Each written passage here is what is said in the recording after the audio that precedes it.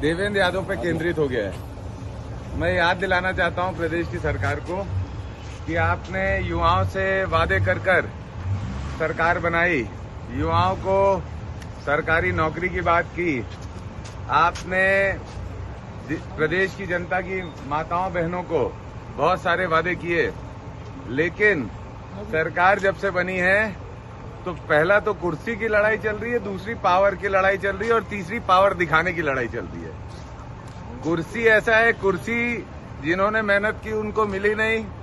अब जो कुर्सी में बैठ गए हैं, 4-5 पावर जोन है सरकार के, सब अपनी अपनी तरफ से सरकार को खींचते हैं।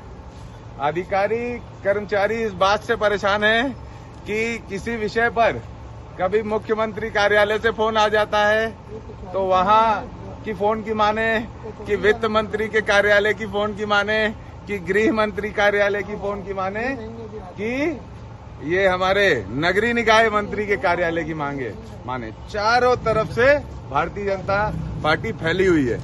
इनके प्रभारी आकर बोलते हैं कार्यकर्ताओं की सुनो, तो ऐसी गूंगी और बहरी सरकार चल रही है, डरी हुई सरकार चल रही है।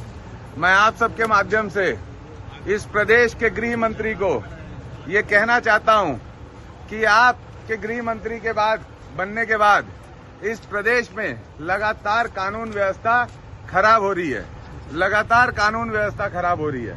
और आप जिस तरीके से लोगों को डराने धमकाने का प्रयास कर रहे हैं, इससे आम जनता में रोष है और हम बिल्कुल डरने वाले नहीं हैं। प्रदेश के गृह मंत्री यहाँ पर आते हैं, यहाँ गोलीकांड होता है, उस पर प्रदेश के गृह मंत्री कुछ नहीं बोलते, चाकूबाजी होती है, कुछ नहीं बोलते। प्रदेश के गृह मंत्री सतनामी समाज के हमारे जो आम लोग हैं, जो बेचारे निर्दोष लोग हैं, उनको डराने का काम करते हैं। दुर्ग में आकर बोलते हैं कि दुर्ग से कौन कौन आया था मैं जानता हूं, और अब बेगुनाहों के घर पर यहाँ पुलिस भेजकर उनको पकड़ने की कोशिश कर रही है। गृह मंत्री आते हैं और कहते हैं कि देवेंद्र यादव के खिलाफ जांच की जाएगी। अरे जांच करो ना, आप जांच नहीं कर रहे हो, जांच कराने की मांग हम कर रहे हैं। हमने, मेरे साथी देवेश पानीग्राही ने इस पूरे प्रकरण में, भले वो फर्जी एमएमएस का मामला हो या हम बलौदा बाजार की बात करें, आज भी मैं चैलेंज करता हूं, सरकार एक वीडियो, एक फोटो जो मेरे सोशल मीडिया अकाउंट से डली है, उसके अलावा मेरी निकाल कर दिखा दे तो सरकार जो बोले मैं करने के लिए तैयार हूं।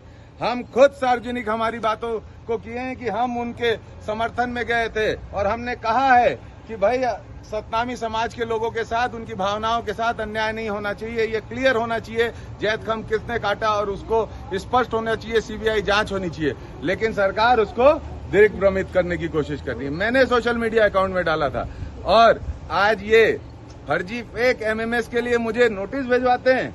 अखबारों के साथियों को भी मैं कहना चाहता हूं, बड़े बड़े कैप्शन सरकार छपवाती है, अरे छपवाइए जितने कैप्शन छपवाने हैं। हम कैप्शन से नहीं डरते, क्योंकि हम जानते हैं ये भारत देश संविधान और लोकतंत्र के हिसाब से चलने वाला देश है। इसमें हमारी भी अभिव्यक्ति की आजादी है और हमें भी बोलने का मौका मिलेगा, हमें भी कहने का मौका मिलेगा। हम जब अपनी बात कहेंगे उससे सच्चाई आएगी। और मैं आज सभी मीडिया के बंधुओं के माध्यम से इस सरकार से अपील करता हूं, मैंने प्रदेश के मुख्यमंत्री साय जी को ये लेटर पिछली विधानसभा सत्र के दौरान चलती विधानसभा में दिया था कि आप पूर्व में इस तरह का एक और वीडियो पिछली सरकार में आया था, जब हमारे आदरणीय रमन सिंह साहब मुख्यमंत्री थे, हमारे आदरणीय पूर्व मंत्री राजेश मूणत के चरित्र की बात आई थी, तो उन्होंने उसको स्पष्टता लेते हुए, क्योंकि वो सरकार के विधायक थे, सीबीआई की जांच की थी। अरे भाई, मैंने 3 महीने पहले मुख्यमंत्री साय जी से इस पूरी प्रकरण की सीबीआई की जांच करने की अपने लेटर पैड पे लिखकर मांग की है। तो मैं गृह मंत्री से ये सवाल करता हूं कि आप दोहरा चरित्र अपनाएंगे कि एक चरित्र बनाएंगे? आपको, मैं विधायक हूं, भिलाई की जनता का प्रतिनिधित्व करता हूं, लगातार मेरे ऊपर दाग लगाने की कोशिश की जा रही है। अब इस दाग लगाने में सरकार का भी इंटरेस्ट दिख रहा है। तो मेरा ये कहना है, आप अपना इंटरेस्ट बनाए रखिए और इसकी बढ़िया सीबीआई की जांच कीजिए। इसको आपको जो जो स्तर पर जांच करनी है आप कीजिए, मेरा निवेदन है। और समानता से सबको देखिए। जैसे राजेश मूणत जी के मामले में आपने सीबीआई की जांच की, इस मामले में भी सीबीआई की जांच होनी चाहिए। और मैं प्रशासन, जिला प्रशासन, पुलिस प्रशासन के जितने भी नोटिसेस आ रहे हैं, जितनी भी चीजें आ रही है, हर चीज में लगातार मुझे अलग अलग मामलों में नोटिस भेजने की कोशिश की जा रही है।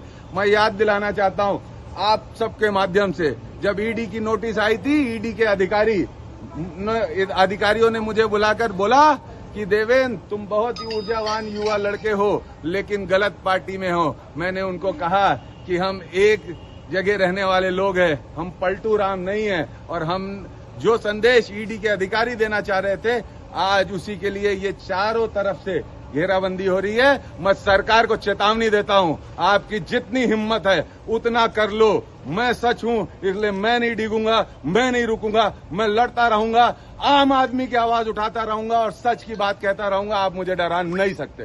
धन्यवाद।